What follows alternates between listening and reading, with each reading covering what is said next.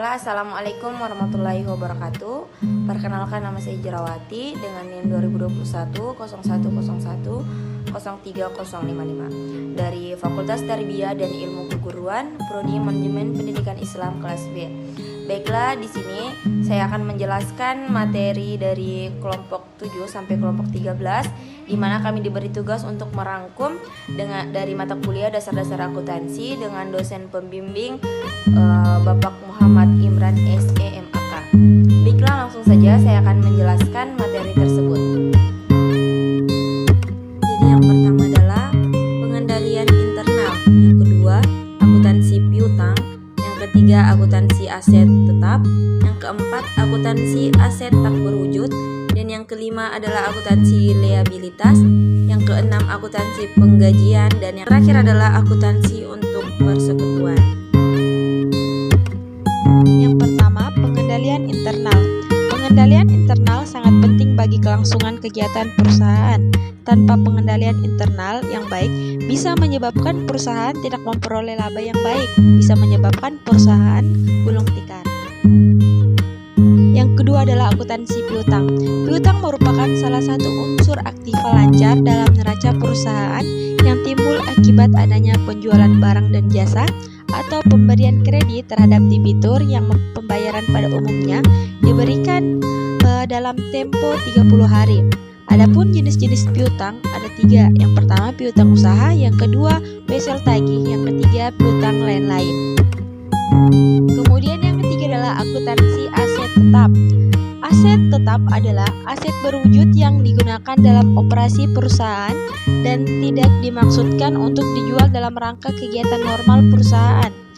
Dari beragam aset tetap berwujud, untuk tujuan akuntansi dilakukan pengelompokan.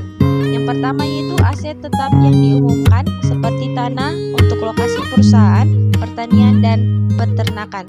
Yang kedua yaitu aset yang tetap umurnya terbatas, misalnya gedung dan peralatan. Yang ketiga, aset tetap umurnya terbatas dan apabila sudah habis masa penggunaannya tidak dapat diganti dengan aset yang sejenis. Yang keempat yaitu pengeluaran modal dan pendapatan. Yang keempat, akuntansi aset tak berwujud. Aset tak berwujud adalah hak-hak istimewa dan keuntungan kompetitif yang timbul dari pemilikan suatu aset yang berumur panjang yang tidak memiliki wujud fisik tertentu. Aset tak berwujud mempunyai karakteristik penting yaitu kurang memiliki eksistensi, bukan merupakan instrumen keuangan dan bersifat jangka panjang. Aset tak berwujud yang dapat dipertukarkan adalah aset tak berwujud yang dapat diidentifikasi sebagai dari aset lainnya dan dapat dijual secara terpisah. Yang kelima adalah akuntansi liabilitas. Pada umumnya, aset tetap dilaporkan bersama-sama dengan sumber alam, tetapi aset ini tidak berwujud dilaporkan tersendiri setelah aset tetap. Liabilitas adalah suatu kewajiban yang dimiliki seseorang atau perusahaan yang harus dibayar berdasarkan periode tertentu.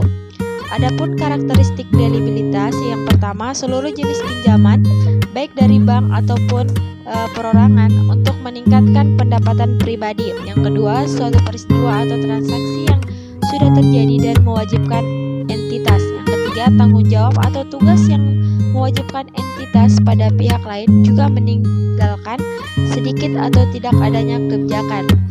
Jenis-jenisnya yaitu yang pertama jangka panjang dan jangka pendek. Ketujuh, akuntansi untuk persekutuan. Persekutuan adalah suatu penggabungan di antara 2 orang atau lebih untuk memiliki bersama-sama dan menjalankan suatu perusahaan untuk mendapatkan keuntungan atau laba. Bentuk-bentuk persekutuan yaitu persekutuan perdagangan, persekutuan jasa-jasa, persekutuan umum, persekutuan terbatas, dan persekutuan kompenis.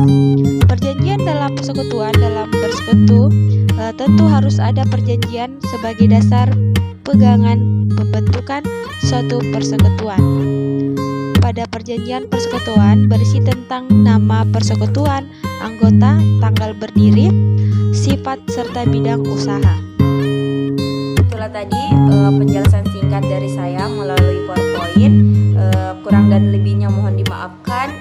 Sekian dan terima kasih. Saya tutup dengan ucapan wassalamualaikum warahmatullahi wabarakatuh.